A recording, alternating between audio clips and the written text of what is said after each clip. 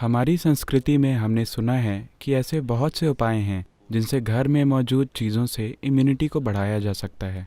क्या आप घरेलू उपचार से इम्यूनिटी यानी प्रतिरोधक क्षमता को बढ़ाने के बारे में थोड़ा प्रकाश डाल सकते हैं? देखिए, इम्यूनिटी को रातों रात नहीं बढ़ाया जा सकता, हमें ये समझना होगा।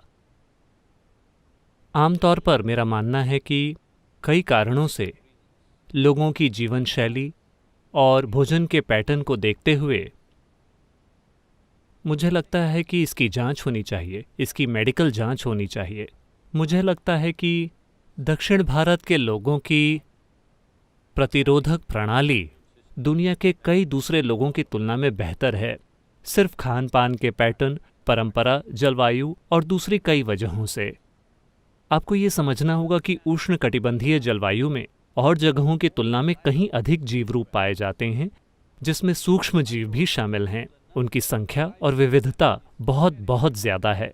तो इस धरती पर रहने भर से ही सिस्टम और अधिक लचीला हो जाता है, क्योंकि हम हर समय इन चीज़ों के संपर्क में रहते हैं। ये एक पहलू है। एक और चीज़ है भोजन, एक और चीज़ है जीवन शैली। ये सभी पहलू हैं। बड़े पैमाने पर कृषि समुदाय होने की वजह से हम में से ज़्यादातर लोग, अगर इस पीढ़ी में नहीं तो पिछली पीढ़ी में, हम सभी कृषि समुदायों से ही आए हैं। तो लोग ज़मीन पर रहते थे, इसने ही उन्हें ज़बरदस्त मजबूती दी। दुनिया के ज़्यादातर हिस्सों में 80% से अधिक आबादी शायद 100 साल पहले खेती किसानी से दूर हो गई। भारत में हम ज़मीन से दूर हुए हैं केवल 25-30 सालों पहले। यह फ़ायदा अभी भी हमारे साथ है। ये ज़्यादा दिनों तक हमारे साथ नहीं रहेगा। अगर हर कोई ऊंचे ऊंचे अपार्टमेंट्स में रहना शुरू कर दे, धरती के संपर्क में आए बिना, और लैब के चूहों की तरह रहना शुरू कर दे, हर चीज़ से सुरक्षित, तो हमारी इम्यूनिटी भी कम हो जाएगी।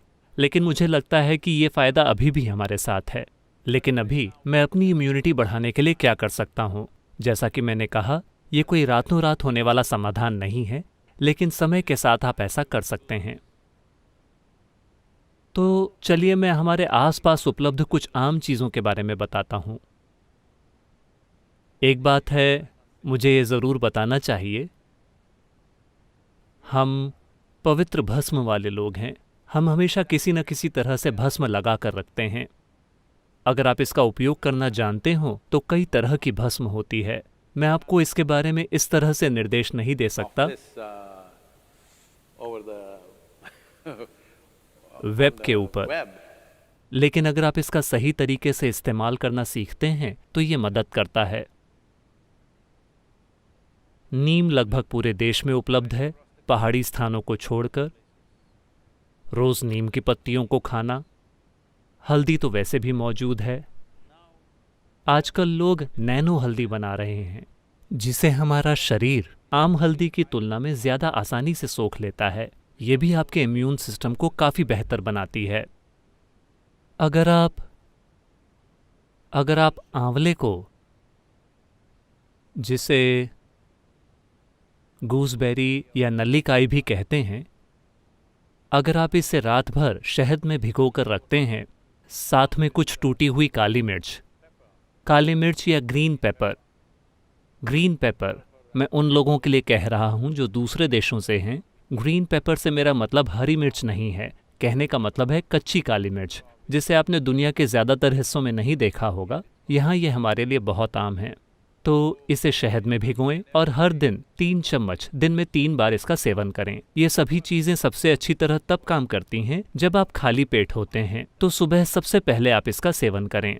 अगर आप ये चीज़ें करते हैं तो आप अपने इम्यून सिस्टम में काफ़ी बढ़ोतरी देख सकते हैं। मैं कहूँगा कि 4 से 8 हफ्तों में आप देख सकते हैं कि आपका इम्यून सिस्टम काफ़ी बेहतर हो गया है।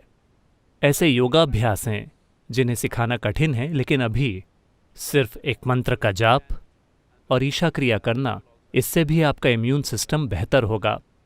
ये बात साफ होनी चाहिए कि ये कोरोना वायरस का इलाज नहीं है, ना ही ये इसकी रोकथाम है। मैंने अपना जाप किया तो मैं जाकर लापरवाही करूँगा, ये उस तरह काम नहीं करने वाला। ये ऐसी चीज़ें हैं जिससे आप एक अरसे के लिए करते हैं और अपने सिस्टम को मजबूत करते हैं कि जो अगला वायरस आएगा आप शायद उससे निपटने के लिए एक बेहतर स्थिति में होंगे। यानी अगर आप जिंदा हों तो हाँ, इसे हल्के में ना लें, इसे हल्के में ना लें। फिलहाल ये हम में से हर एक के लिए एक चुनौती है कि हम इस समय के दौरान जिंदा रहें। इसका यही मतलब है।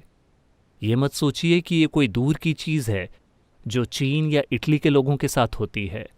अभी अगर हम बने रहें, अगर आप इन 6 से 8 महीनों के दौरान जिंदा रहें, तो इसका मतलब है कि हमने इसे जिम्मेदारी के साथ निभाया है। अगर हम में से हर कोई जिंदा रहता है, तो इसका मतलब है कि हम वाकई अच्छे हैं। हम जागरूकता और जिम्मेदारी के साथ जीते हैं। इसका यही मतलब है। दुर्भाग्य से आज सरकार को सेना का प्रयोग करके इसे ज़बरदस्ती लागू करना पड़ रहा है, क्योंकि बहुत से लोगों को एहसास नहीं हो रहा है कि ये ज़रूरी है। और वो सोचते हैं, उन्हें लगता है कि ये काल्पनिक है। ये काल्पनिक नहीं है, ये हमारे सामने खड़ा एक ऐसा खतरा है जिसे हमें ठीक से संभालना होगा। चलिए मंत्र का जाप करते हैं। योग योग योगेश्वराय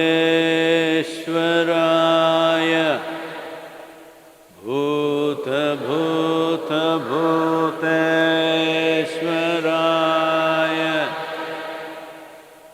काल काल कालेश्वराय शिव शिव सर्वेश्वराय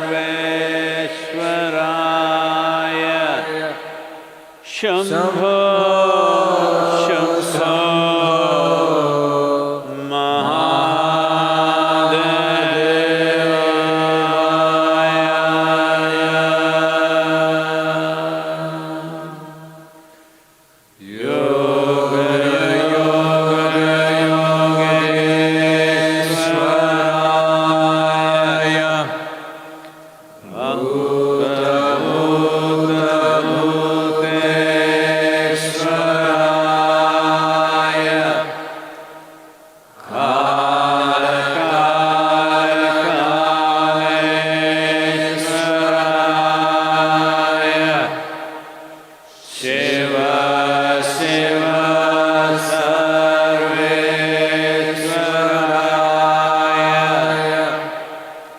Shum